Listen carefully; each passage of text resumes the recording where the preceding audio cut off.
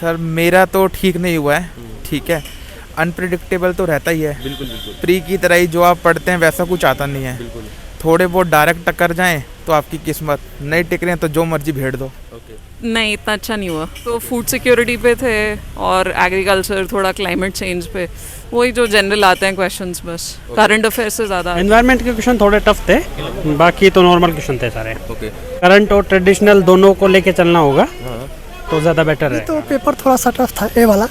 मतलब कुछ क्वेश्चन थोड़ा अनकन्वेंशनल थे, जानकर पूछा गया था 2-3 क्वेश्चन, बाकी सब ठीक था। अभी तो देखना पड़ेगा, एनालाइज करना पड़ेगा बाद में कि कैसा होता है एग्ज़ाम। काफ़ी अच्छा था पेपर एग्ज़ाम। क्वेश्चंस जैसे सब्जेक्ट्स जो है रहते हैं वैसे ही आते हैं सवाल। इस साल जो है इन्वायरमेंट से बेसिकली जो ट्रेडिशनल सवाल होते हैं वो नहीं आए थे, और जो रीसेंट डेवलपमेंट्स हुए थे COP 26 से, उससे जो है सवाल आए थे। Hello sir. हेलो। सर किस पोर्शन से ज़्यादा सवाल आ रहे हैं इस बार? एनवायरनमेंट के क्वेश्चन थोड़े टफ थे, बाकी तो नॉर्मल क्वेश्चन थे सारे। ओके। अगर ओवरऑल बात करें, अभी बहुत सारे स्टूडेंट्स बता रहे थे बहुत टफ था, लेंथी पेपर था। टफ था और लेंथी भी था। हाँ। तो अभी न्यू एस्पिरेंट जो इस बार अगली बार मेंस लिख रहे, तो आप उनको क्या कहना चाहेंगे, किस पोर्शन पे विशेष ध्यान दें और अच्छे से तैयारी करें? करंट और ट्रेडिशनल दोनों को लेके चलना होगा तो ज़्यादा बेटर रहेगा। अच्छा सर, GS1 कल GS1 और GS2 आपके कैसे हुए थे? ठीक हुए थे, कंपैरेटिवली ठीक हुए थे पिछली बार से। वैसे मतलब डायरेक्ट क्वेश्चन बिल्कुल नहीं था, सिलेबस थे थोड़े बहुत।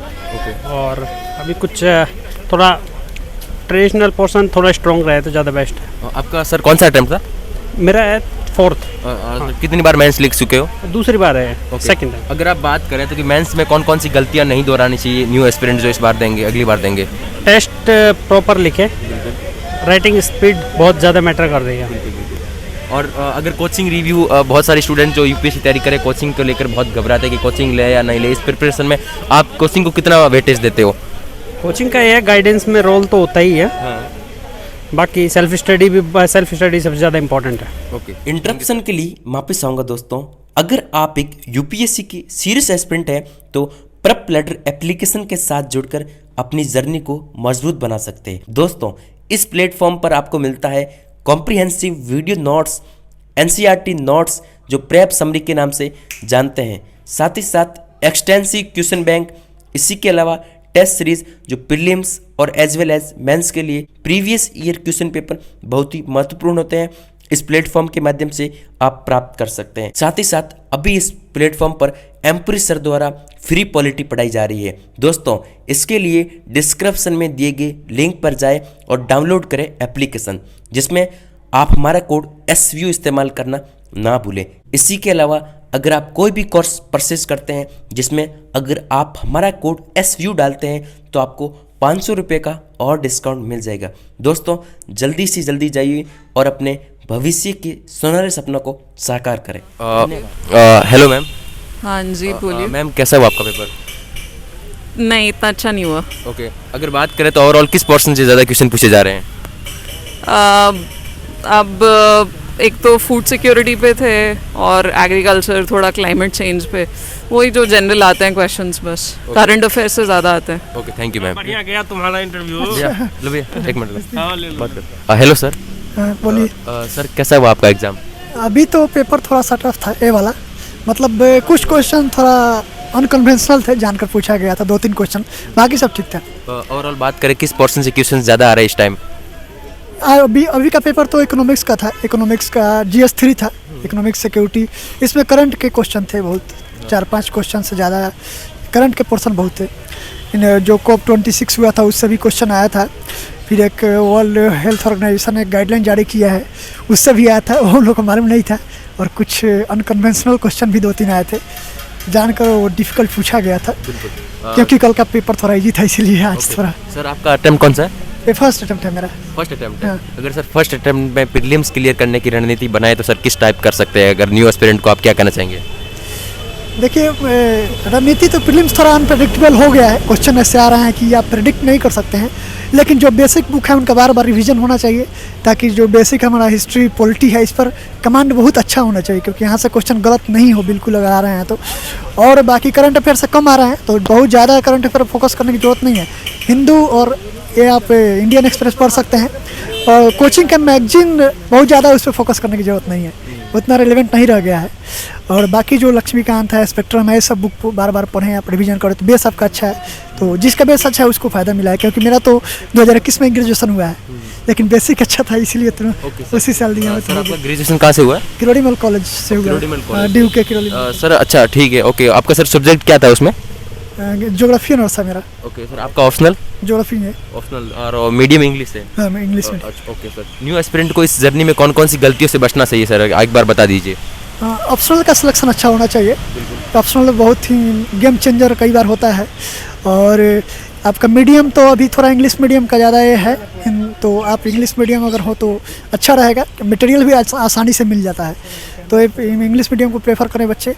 और ऑप्शनल का सिलेक्शन अच्छा से होना चाहिए, और टाइम तो फिर देना पड़ेगा, थोड़ा डेडिकेशन। जब आप इसमें आ रहे हैं तो ये देखना मत ये कि जॉब अच्छा है चाहे मतलब पावर मिलेगा, ये सब नहीं। अगर आपके पास उतना डेडिकेशन है 2-3 साल 4 साल तक, तो फिर आइए इसमें और लगना पड़ेगा। सर आपने आंसर राइटिंग इम्प्रूव कैसे की, जैसे कि कल भी आंसर 2 राइटिंग टाइम लिखा था और आज भी लिखे हो? आंसर राइटिंग के लिए तो टेस्ट सीरीज मैंने ज्वाइन किया था, और आंसर राइटिंग का प्रैक्टिस करना पड़ता है। कॉन्सेप्ट एक बार बन जाने के बाद, रिवीजन अच्छे से हो जाने के बाद, लास्ट 15-20 दिन या उससे पहले भी कई बार हम लोग रोज़ सेट लिखते थे, 2-2 पेपर लिख कर आए हैं 10-15 दिन, तब यहाँ पे लिख पाते। नहीं लिख पाते तो नहीं हो पाता, तो लिखना ज़रूरी है आंसर। सर आप कॉलेज के टाइम में टाइम मैनेजमेंट किस प्रकार था? कॉलेज की पढ़ाई के साथ साथ इस यूपीएससी की पढ़ाई किस प्रकार की? कॉलेज लॉकडाउन मेरे लिए थोड़ा सा फेवरेबल रहा है, क्योंकि कॉलेज बंद हो गया था, ऑनलाइन क्लास चल रहा था, और उसमें ऑनलाइन क्लास में कंपल्सन नहीं रह गया, क्योंकि हम लोग घर पे थे, नेट नहीं था, तो और था भी, तो उसमें मैंने कोचिंग का ऑनलाइन क्लास जो था विजन से मैंने किया है, तो उसका फ़ायदा मैंने उठाया लॉकडाउन का। और 3 सेमेस्टर तो बंद ही रहा, उसमें मेरा प्रिपरेशन हो गया थोड़ा अच्छा। और सर बेस्ट ऑफ लक, बहुत बहुत जी। सर ओवरऑल कैसा हुआ एग्जाम आपका? सर मेरा तो ठीक नहीं हुआ है, ठीक है, अनप्रिडिक्टेबल तो रहता ही है। बिल्कुल बिल्कुल प्री की तरह ही जो आप पढ़ते हैं वैसा कुछ आता नहीं है। बिल्कुल। थोड़े बहुत डायरेक्ट टक्कर जाएं तो आपकी किस्मत, नहीं टिक रहे हैं तो जो मर्जी भेड़ दो। ओके, तो सर न्यू एस्पिरेंट को आप क्या सजेशन देंगे, किस पोर्शन पे विशेष ध्यान देना चाहिए इस आने वाले सालों में? ब्रदर, आंसर राइटिंग की खूब प्रैक्टिस करना है। आप मेंस की तैयारी करेंगे तो आपकी प्री की अपने आप हो जाएगी, और आप जहाँ भी इंस्टीट्यूट में जा रहे हैं बस उस प्रोसेस को फॉलो कीजिए, और रेगुलरली पढ़ना पड़ेगा, यही है। ओवरऑल बात करें किस पोर्शन से क्वेश्चन ज़्यादा आ रहे हैं इस बार?